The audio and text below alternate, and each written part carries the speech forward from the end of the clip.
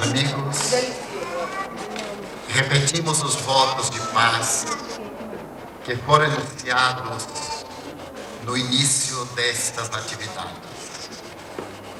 Quando era jovem, Alberto Einstein afirmava que somente a matéria explica a matéria e que o universo explica-se a si mesmo. Posteriormente, no entanto, ao apresentar a sua teoria da relatividade do tempo e do espaço, em 1905, ele começou a reflexionar. Tinha conhecimento das leis de preservação da vida, particularmente na área da termodinâmica. E entre as várias leis da termodinâmica, ele começou a considerar a lei da entropia. A vida, para viver, exige energia. O envelhecimento e a morte são fenômenos naturais da degradação, do desgaste da energia. Meditando mais acuradamente a respeito da entropia, Einstein observou que entre os animais, e especialmente o homem, o fenômeno da fecundação dá-se no instante em que o espermatozoide, percorrendo a trompa de Falópio, vai fecundar o óvulo, transformando na célula ovo. Ele já conhecia a doutrina dos quanta, apresentada por Max Planck a partir de 1900. E a palavra quanta havia sido proposta por ele para definir a mais mínima porção de energia contida em uma partícula. Ele percebeu que aquele ovo era portador de um quantum de energia. E à medida em que a lei da cisparidade permitia que ele se bipartisse ao infinito, seria de esperar-se, pela mesma lei da degradação da matéria, que em cada momento em que funcionasse a multiplicação da célula, cada uma delas deveria ter a metade da energia da célula precedente. Para sua surpresa, e através do fenômeno biológico desta fatalidade, ele constatava que nesse fenômeno não havia a manifestação da lei da entropia, senão uma negentropia.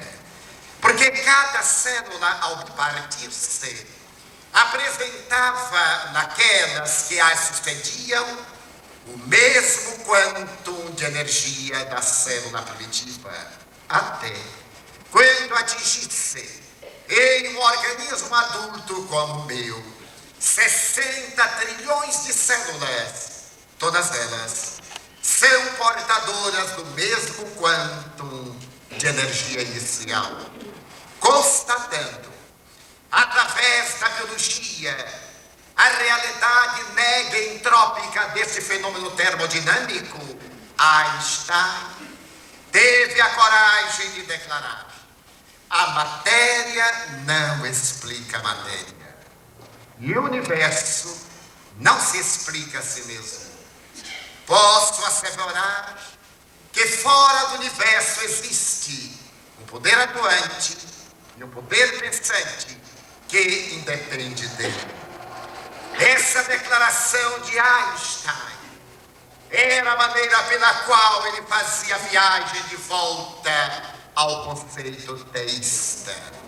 Ele acreditava numa causalidade inteligente, em um poder criador, em uma realidade transcendente e imanente, responsável pela realidade do universo e por efeito de tudo aquilo quanto existe. No ano de 1926, o príncipe de Broglie chegou à conclusão, depois de demorada análise, que um elétron, em determinadas circunstâncias, apresenta-se como um corpúsculo e noutras apresenta-se como uma onda. Ele teve a ideia de acreditar que aquela partícula, ao experimentar uma transformação na constituição das moléculas subatômicas, apresentava uma dualidade. E desta forma, na física, ele abriu um espaço para que a doutrina de Renato Descartes, a dualidade matéria e espírito, fosse trazida à reflexão. Examinando esta realidade, Oppenheimer teria a oportunidade de determinar quanto mais precisamente se determina a velocidade de uma partícula, menos precisamente se pode dizer onde ela se encontra. Se alguém me perguntar, por exemplo, se o elétron movimenta-se no sentido para o norte, a resposta é negativa. Se me perguntar se ele está parado, a resposta é negativa. Se me perguntar se ele está em alta velocidade e pode ser detectado, a resposta ainda é negativa. Porque estamos em um universo de um perpétuo vir a ser. E foi graças a essa conceituação, baseada nas observações do princípio de Broglie, que no ano de 1932 apresenta-se a teoria da incerteza de Heisenberg, na qual ele procura demonstrar que vivemos em um universo de realidade não constatável, em que tudo parece ser repetindo aquilo que a psicologia já estava antecipando. Esse perpétuo via ser na busca da realidade transcendental. Mas foi no ano de 1967 que o astrofísico inglês Virchow, depois de uma análise acurada no laboratório, pôde proclamar: eu encontrei o Espírito, que para mim é um ser de interação universal, semelhante à eletricidade e à gravidade, reticências, que pensa, e utilizando-se da palavra inglesa mente, ele estabeleceu que esse espírito era constituído de mindons, partículas de mente, demonstrando que esse ser que ele detectava não era apenas conceptual, era uma realidade de laboratório, com uma constituição fisiológica, com uma constituição psicológica.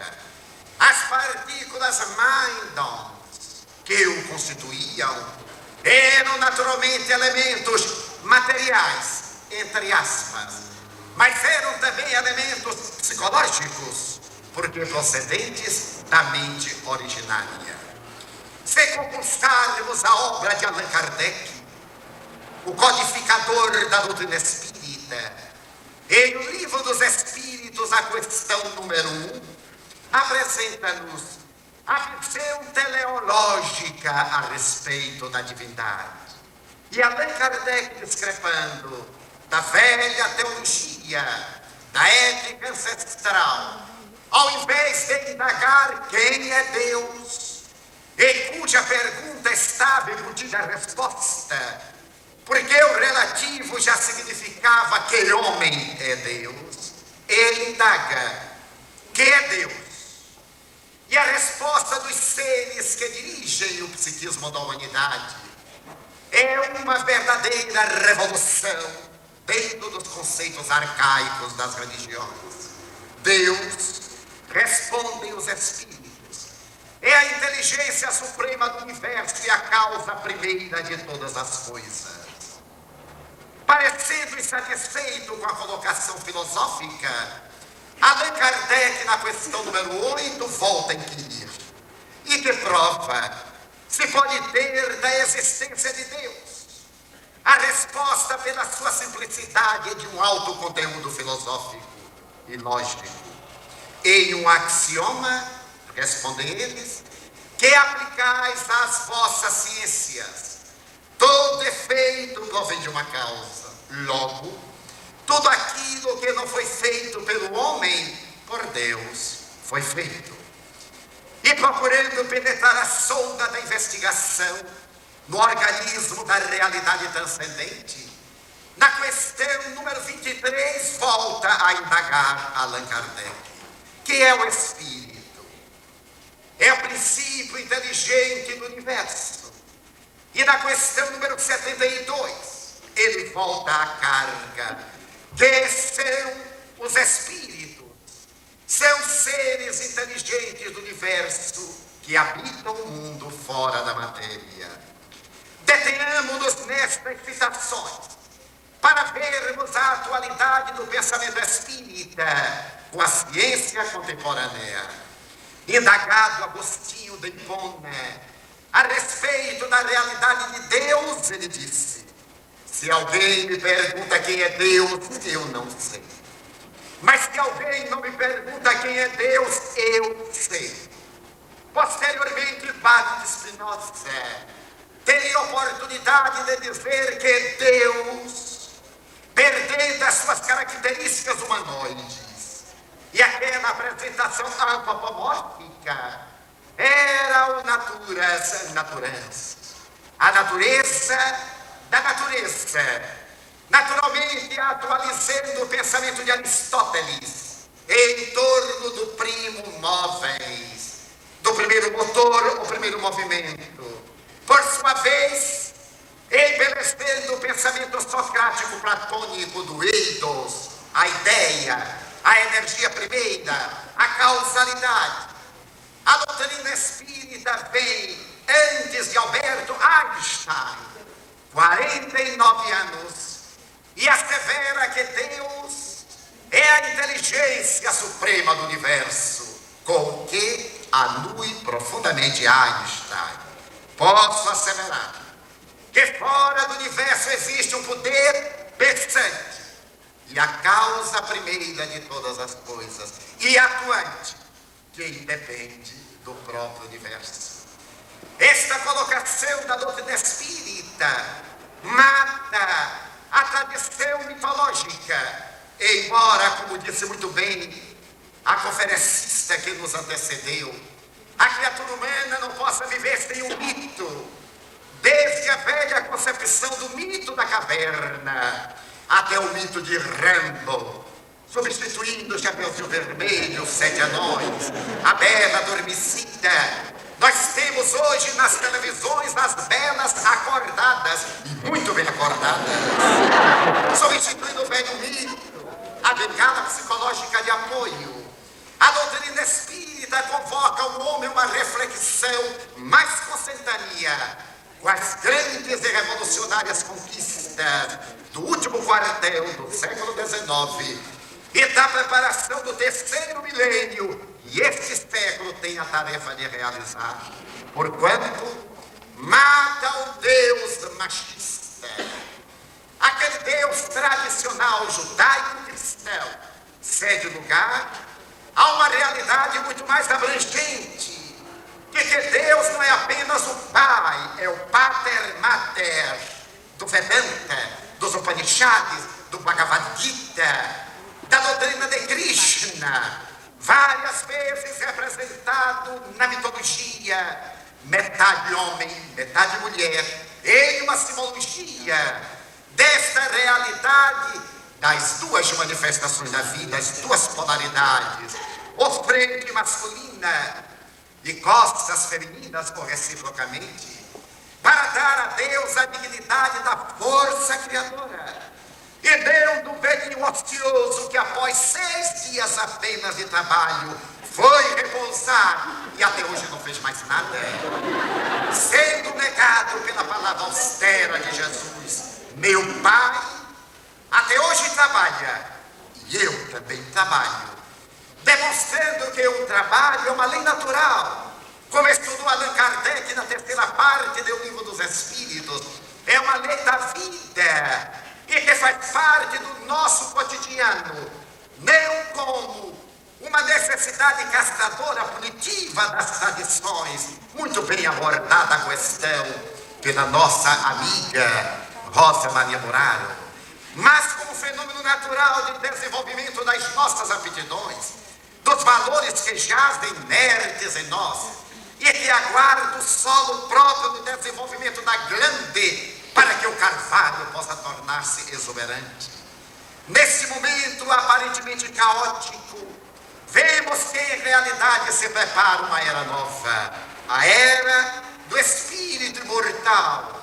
E a psicologia, abandonando um pouco as colocações ortodoxas e um tanto exageradas de Sigmund Freud, graças a uma mentalidade renovadora que começou a colocar um ar novo no pensamento ancestral a partir de 1960, com essa experiência de Raymond Moody Jr., com o trabalho admirável de Pratt e de Maslow, com as experiências extraordinárias dos homens que na psicologia tiveram a coragem de proclamar a necessidade de uma quarta força, porque havia o comportamentalismo, a doutrina behaviorista, havia a área da psicologia humanista, a psicanálise, mas era uma análise superficial do homem, desde os seus atavismos, fenômenos genéticos do momento da morte.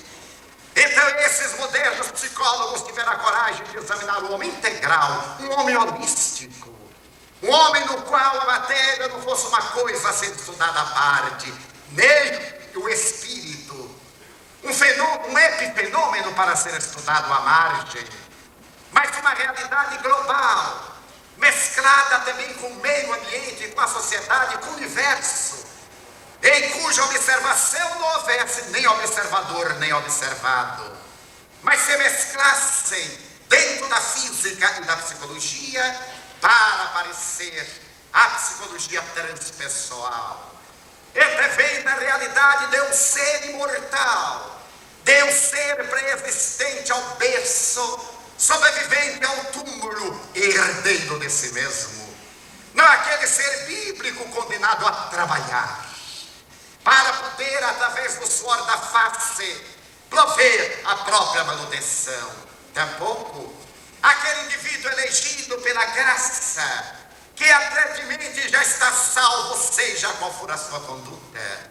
A psicologia transpessoal, que foi naturalmente percebida por Gabriel Delanne em 1927, quando proclamou: a psicologia, para ser verdadeira, terá que ser um pouco de natureza metafísica, para estudar a realidade do ser integral, não como a matéria nos apresenta, mas como a realidade psíquica da sua pré-existência e da sua sobrevivência. Foi o que aconteceu nestes últimos 30 anos de observação das doutrinas psíquicas, com o advento da parapsicologia, com o crescimento da psicotrônica, com as observações da psicobiofísica e, neste momento, com a grande contribuição da ciência espírita. Os materialistas históricos e dialéticos do século XIX costumavam dizer: dei-nos uma religião científica que não imponha ao homem a fé cega, e nós nos dignaremos examiná-la. Foi no apagar das luzes do século XVI que Lord Bacon, antecipando estes revolucionários da tecnologia e da ciência, propôs uma filosofia superficial, leva a mente do homem ao materialismo. Uma filosofia profunda leva a mente do homem à religião. A proposta de Lord Bacon viria naturalmente desaguar na ciência espírita, para apresentar uma religião na qual se tem uma visão cósmica da vida, liberada de quaisquer atavismos que se transformem em mitos de sustentação da nossa pequenez. Uma doutrina que pudesse desativar os mecanismos desculpistas da personalidade e que desejasse ao homem assumir a sua culpa, a sua responsabilidade no instante em que ele atingisse o momento culminante da sua evolução antropológica, sociológica, psicológica, a consciência. Foi essa consciência prevista por Carlos Gustavo Jung como sendo o grande momento de libertação do homem. Quando ele pudesse discernir, sem a necessidade de parâmetros materiais, quando ele pudesse sobrepor o conhecer ao ser, separando consciência de conhecimento, como muito bem fizeram Gurdjieff, Ouspensky e outros pensadores da hoje quarta força. Porque tradicionalmente se havia estabelecido que consciência era conhecimento, era uma faculdade cerebral. A consciência era uma estudação cerebral. Mas Jung, depois de meditar profundamente e de realizar psicanálises admiráveis, catarses grandiosas, ele estabeleceu que a consciência nada tem a ver com o conhecimento, embora esse conhecimento possa contribuir para a maior amplitude da consciência. E dizemos nós outros, se consciência fora conhecimento, por exemplo, o médico do aparelho respiratório, que conhece tecnicamente, cientificamente os danos que o cigarro provoca e as enfermidades que engendra, principalmente o câncer de boca, muito grandioso, que precede o terceiro milênio, recebe na doutrina espírita os grandes parâmetros da transformação. Enquanto falava a expositora que nos antecedeu, o doutor Alexandre Seck, este se referia que tudo isso que nós estamos vendo são os sinais dos tempos chegados, previstos por Jesus em Marcos 13, narrados por João no Apocalipse, mas que são significativos de uma nova era. Às vezes, dizia Alex Carrello, é necessário derrubar até as raízes para poder construir novamente. As construções apressadas, feitas sobre escombros não erradicados, tornam-se muitas vezes piores do que as edificações anteriores. E um grande pensador cepticista francês, o grande autor de Thais, teve a ocasião de dizer no começo: o cristianismo foi uma bela doutrina. Pode-se dizer que ele foi o mercúrio cromo colocado no cancro do politeísmo. Mas colocaram tanta terapêutica que a sociedade contemporânea sofre os efeitos do remédio e não as consequências danosas da doença. É necessário que o homem aspire por uma doutrina cuja proposta seja de erradicar os males, conscientizando a criatura a respeito das suas responsabilidades, dos deveres conscientemente assumidos para construir uma nova sociedade. E é necessário derrubar os velhos arcabouços para poder a nova mentalidade surgir com as grandes expressões da realidade objetiva. O Dr. Rolomei, o eminente psicólogo americano, fazendo uma análise do homem contemporâneo, desse desajuste que avassala a sociedade, tem uma explicação de natureza histórico-sociológico-psicológica. Ele diz que nós somos frutos da herança da Guerra Franco-Prussiana, porque o homem, nesse desejo patriarcal, peço licença à doutora Muraro, para poder dominar, a fim de que as suas vantagens e os seus privilégios sobreponham-se aos direitos e privilégios da maioria, não solucionou realmente a problemática da Guerra Franco-Prussiana.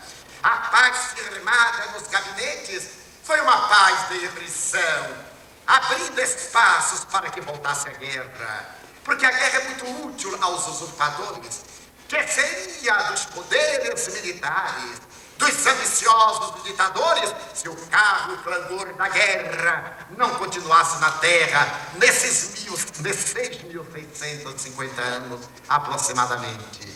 Então a Guerra Franco-Prussiana ressurge em 1914 e o homem que se sentia o senhor absoluto e que era o chefe da indústria, a pessoa mais importante, tem um colapso nervoso quando ele vê que o seu poder de escravizar a mulher em casa, fazer dela um objeto para o projetar da sociedade, que mais tarde será representada na peça de Ibsen, Casa de Bonecas, ele é agora vítima do poder totalitário do militar, que lhe requisita as fábricas, que faz a indústria armamentista, mas ele continua ganhando. E quando termina a guerra, a geração que vem dos anos 20 é uma geração castrada, é uma juventude sem esperança, é uma juventude que perdeu o norte, que percebeu que toda a vida e todos os valores desapareceram no momento da guerra. Mas logo depois, à medida em que os anos 20 vão abrindo espaço para que a Alemanha ressurja dos escombros, abre-se a década de 30. E os jovens do norte ouvem a voz estridente a partir de 33 de Adolf Hitler. E dele fazem o seu mito, o seu ídolo, um mecanismo de transferência de ideais mitológicos. Para ele, o homem forte, a representação do poder, e nasce o fascismo. Nascem o fascismo, o nazismo, o integralismo, essas doutrinas absurdas que tantos males causaram à sociedade. Os anos 30 são anos de expectativa. A juventude agora se movimenta nos grandes campos em que se ergue a voz de Hitler em Nuremberg. As perseguições massivas das chamadas raças inferiores, dos grupos minoritários, e a Guerra de 14 ressurge em 39. Quando a Polônia tomba, a terra treme. Os valores éticos, a criatura humana perde o seu norte. E a partir de 1945, quando se estabelece a paz, a juventude é uma juventude frustrada, cansada, que perdeu seus mitos, seus ídolos, seja Eisenhower, seja Adolf Hitler, seja Mussolini, tenha ele o nome que tiver. E para poder fazer uma catástrofe coletiva, fascina-se por Jean-Paul Sartre, por Madame de Beauvoir, pelo existencialismo. É necessário viver hoje, aqui e agora, porque de repente vem a bomba. Para que religião? Para que ética? Os jovens perceberam que a religião era um ópio, era um engodo. Pais entregavam filhos por uma barra de chocolate. As moças entregavam-se a quaisquer necessidades emocionais ou a prazeres que não sentiam para poder sobreviver. Nos esgotos de Paris caçava-se rato para viver. Onde estava o sentido ético da humanidade? A religião era uma farsa. O sentido sociológico, antropológico havia desaparecido. E o existencialismo erigia uma musa, que é do meu tempo, embora não seja de muito tempo. Juliette Greco, a musa de vestido negro, de cabelos lisos, cantando com uma voz gutural e atendendo à necessidade da mentalidade da época. Aquele existencialismo cederia lugar mais tarde à angústia da Guerra Fria. De repente, vem a Guerra da Coreia. Os jovens americanos vão lutar lá. E nos campos das universidades eles dizem: mas o que é Coreia? Onde é que fica a Coreia? Eles não sabiam daquele maldito paralelo 23, nem das lutas que se travavam entre a Coreia do Norte e a do Sul. Por que eles iam defender a democracia lá? Para defender os interesses agentários dos poderosos de cá. E a grande calamidade da Guerra da Coreia vai abrir espaço para a corrida armamentista entre leste e oeste. E os anos 50 são os anos da juventude que busca. Um dia, na Universidade de Berkeley, um jovem filósofo cínico se levanta no campus e diz: não façamos mais a guerra. Eram os dias amargos do Sudeste Asiático. As guerras sujas, se houvesse por acaso alguma guerra limpa. E Herbert Marcuse propõe fazer o amor, viver a flor, e surge o ribieísmo, a juventude sem rumo, sem esperança, que foi protagonizada essa juventude em um filme sem destino, em que o jovem sai numa moto à busca de si mesmo para fora, porque não tinha coragem de buscar-se dentro. E vimos que os anos 60 Substituíram os ídolos bélicos pelos ídolos de outra natureza. Tivemos 4 rapazes alegres de Liverpool que sensibilizaram o mundo. Os 4 rapazes cantantes abalaram a terra, os Beatles. E quando John Lennon disse: eu sou mais importante e famoso do que Jesus Cristo, nossos pruridos religiosos ficaram muito ofendidos. E a nossa hipocrisia religiosa gritou: mentira! E era verdade. Ele vendeu mais listos do que Beatles.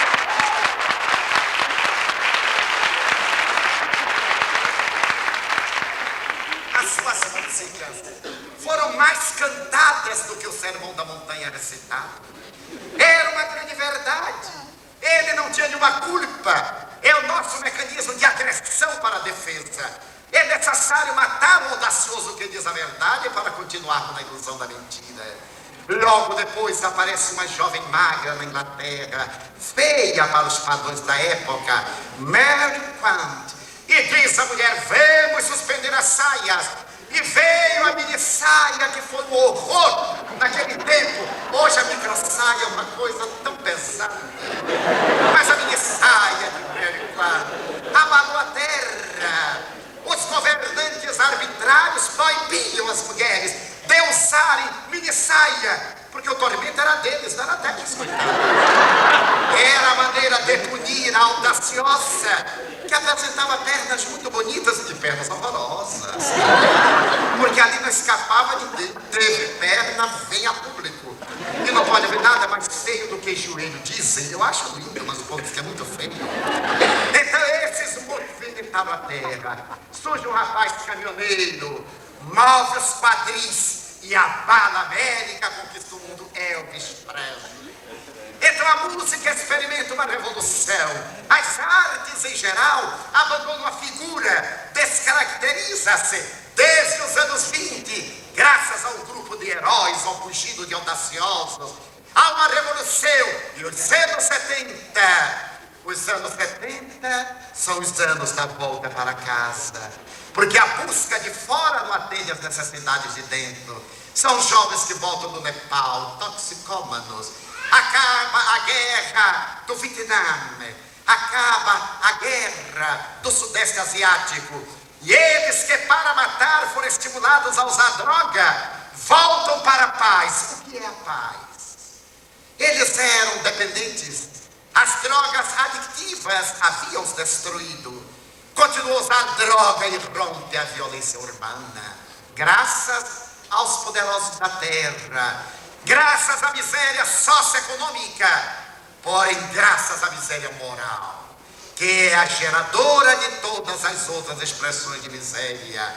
Passou-se a perceber que o homem estava morrendo, porque ele destruía a ecologia. A camada de ozônio nos anos 80 demonstra que estamos próximos da morte, e por egoísmo ele quer sobreviver. Ele percebe que os seus valores não preenchem os seus imensos vazios.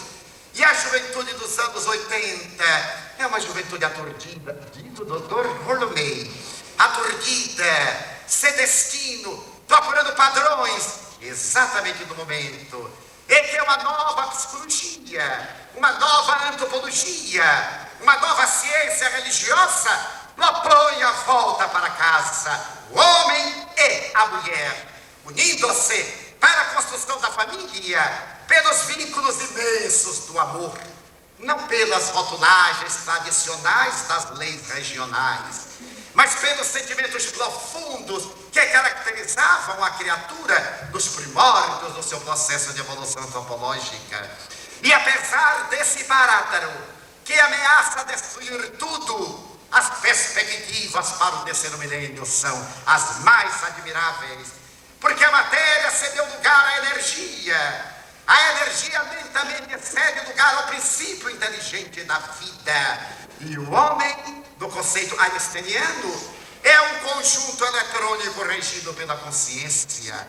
É um ser cujo corpo é dirigido por algo que independe do corpo, que é a consciência. A doutrina espírita, na sua colocação tríplice, de ciência que investiga, de filosofia que apresenta respostas e de religião que tenta a religação da criatura com o Criador sem intermediários, sem líderes, sem mártires, sem apóstolos. A religião da consciência. E é tão linda a pergunta que Allan Kardec faz. Questão 621 do Livro dos Espíritos. Onde estão escritas as leis de Deus? E os seres espirituais respondem: na consciência. Somos autores, co-criadores, responsáveis pelo que fizermos de nós. Somos herdeiros de nós mesmos. A proposta espírita para o terceiro milênio já começa hoje, em nossa transformação moral, na grande renovação moral que se operará na sociedade, visão de Allan Kardec, nos 6 períodos da evolução do ponto de vista espírita, criando uma mentalidade mais feliz, uma geração mais ditosa. Não me refiro aqui a essa transformação moral superficial, mas a uma conscientização de quem somos, de onde viemos, para onde vamos e o que é que estamos fazendo aqui. Alto é o mar. O terceiro milênio, alguns sonhadores me dizem: estou ansioso, que chegue o dia 1º de janeiro do ano 2000, para no terceiro milênio. Ainda não é, ainda é segundo milênio, segundo os matemáticos. Então ele diz: mas no dia 1º de janeiro do ano 2001, em pleno terceiro milênio, ver uma sociedade feliz. Também ainda não. O processo da evolução antropológica, como disse muito bem a doutora Moraro, 500 mil anos não são nada, são uma gota d'água. Eu me recordo que um dia o espírito Humberto de Campos contou uma anedota a Chico Xavier, médium, e disse: sabe, Chico, um dia uma alma chegou a Jesus e lhe perguntou: Senhor, para vós 1 milhão de anos, que tempos são?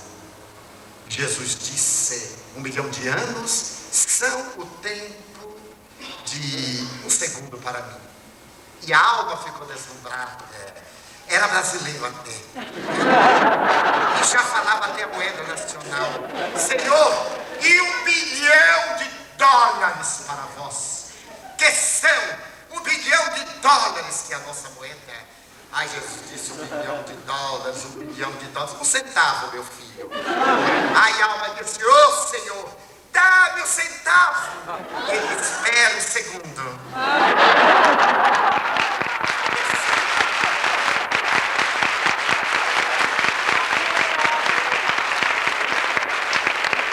O terceiro milênio será este fenômeno, não propriamente do calendário, de quando, mas do nosso emocional, da nossa realidade, quando começarmos a viver a era do amor, a era da doação, porque realmente feliz é quem ama, é quem doa, é quem experimenta essa emulação de amar para ser feliz, não por fuga, não por conflito, não por mecanismo de evasão, mas por plenitude.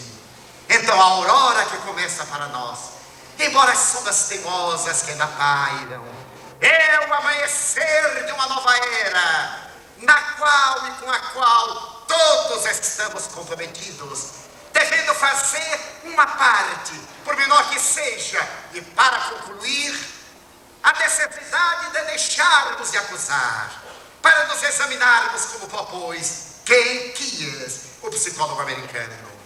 Há uma pessoa no mundo, diz ele, que pode fazer você inteiramente, plenamente feliz.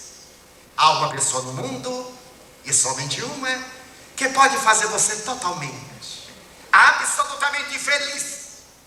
Coloque-se na frente do espelho e pergunte-lhe: olá, como vai? Esta é a pergunta que teremos que fazer diante do espelho da consciência. Qual é a minha contribuição para que eu seja e o mundo realmente muito felizes, ou para que eu seja com o mundo profundamente felizes? E quando ouvirmos os clarins da nova época, nos tempos preditos, eles soarão dentro de nós, chamando-nos ao amor e à luta do bem, que são a base essencial da luta do espírito. Muito obrigado.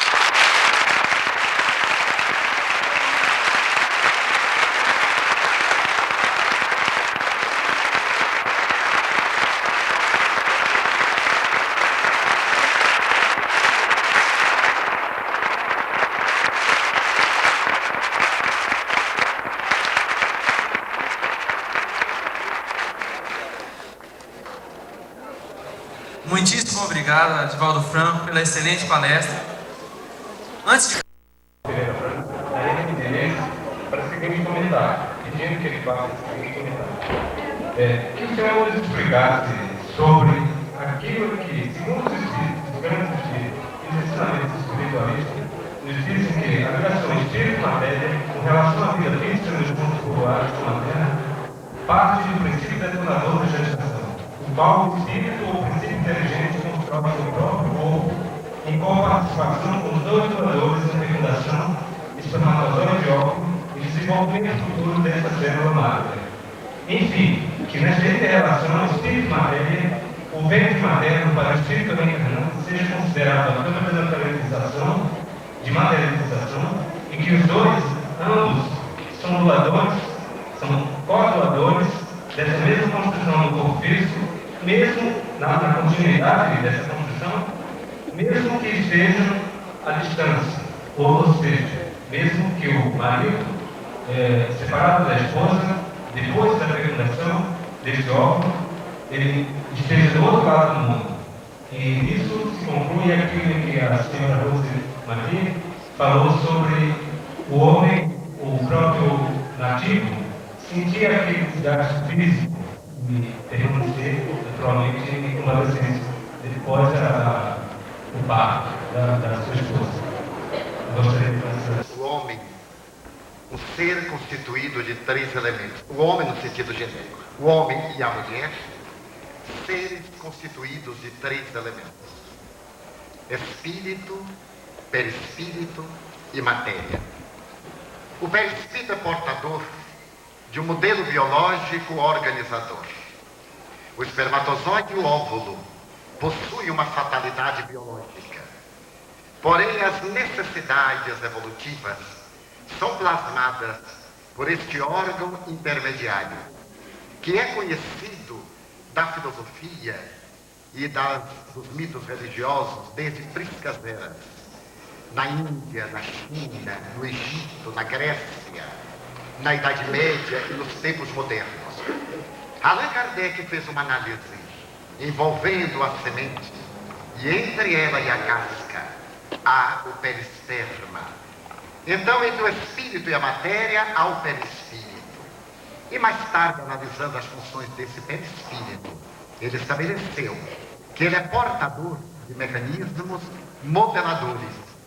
Desde que o espermatozoide foi disparado, a fatalidade biológica e o modelo organizador da forma já estão conjugados.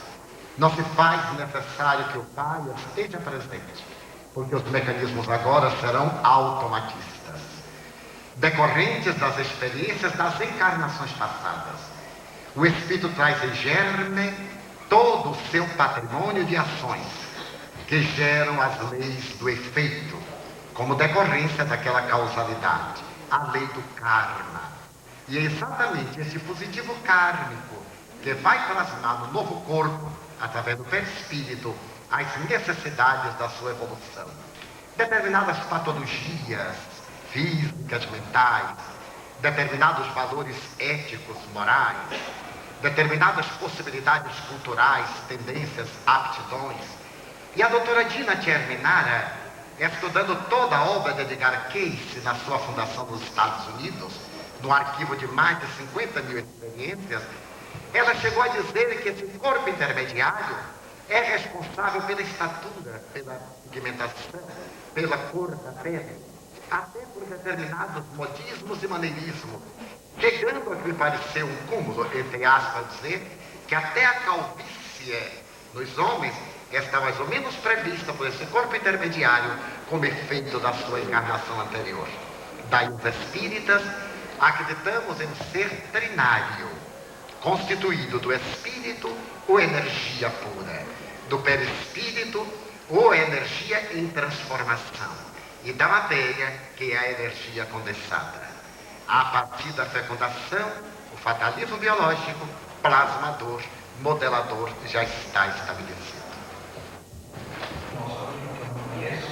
Gostaria de dar uma pequena continuidade a essa pergunta a respeito de que a importância, sabendo que toda a matéria é portadora de vibração espiritual, a importância que depois de fecundado, todas as substâncias que irão nutrir esse feto e a sua importância na continuidade da evolução desse ser.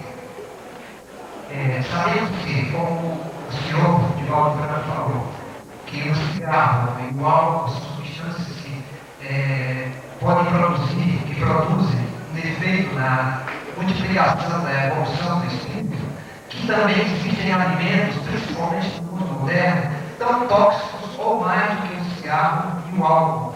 Então, o que irá acontecer com essa humanidade que se alimenta hoje tão quimicamente com substâncias que irão intoxicar a base do espírito, que é o corpo, e também é matéria que traz vibrações espirituais, que irá influenciar profundamente a construção do espírito.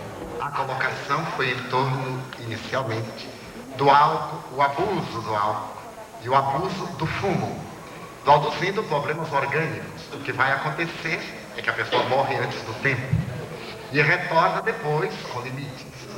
Naturalmente, também na problemática dos alimentos, principalmente dos agrotóxicos que hoje invadem a nossa agricultura, de alimentos muito feitos à base da química, nós já nos estamos libertando deles. É um processo natural de evolução. Está previsto que nós abandonaremos tudo aquilo que nos prejudica o organismo quando tivermos consciência disso. É um processo muito lento que não pode ser estabelecido por decretos nem leis, que nunca valem grande coisa. Os decretos e leis somente intimidam. Se o indivíduo não tem consciência da lei do amor universal e das suas responsabilidades, ele tem uma vida dupla, submete-se publicamente ao estatuto chamado legal e particularmente tem a vida que se permite. É um processo natural de esclarecimento que o tempo vai transmitindo às gerações novas, libertando-nos dos condicionamentos e dos hábitos ancestrais. Porque, sem dúvida, determinados alimentos são muito danosos ao organismo. E Allan Kardec não ficou insensível à questão a seu tempo. Por volta de 1856, ele já se preocupava com a alimentação e propôs aos espíritos uma pergunta, que foi respondida como, por enquanto, a humanidade deve alimentar-se de uma maneira normal, natural. Porque nós temos um atavismo biológico, sem querer defender nem a corrente vegetariana macrobiótica ou a que come carne, apenas expor. Nós temos um atavismo biológico para determinado tipo de alimento. Uma mudança radical, imediata e positiva gera mais danos do que o tradicional ao qual estamos acostumados. Os nossos equipamentos estão acostumados à eliminação das toxinas que são resultado da ingestão de alimentos negativos. Se de um momento para outro mudamos totalmente a nossa alimentação, modificamos o metabolismo, com licença aqui dos médicos, que é na minha área, e teremos prejuízos compreensíveis. Daí todo esse esforço que estamos conjugando vai levar a nos libertarmos dos vícios, inclusive dos vícios alimentares. Aqueles que perseverarem nos alimentos negativos e perniciosos terão apenas a vida mais curta e voltarão naturalmente limitados para aprender a criar novos condicionamentos.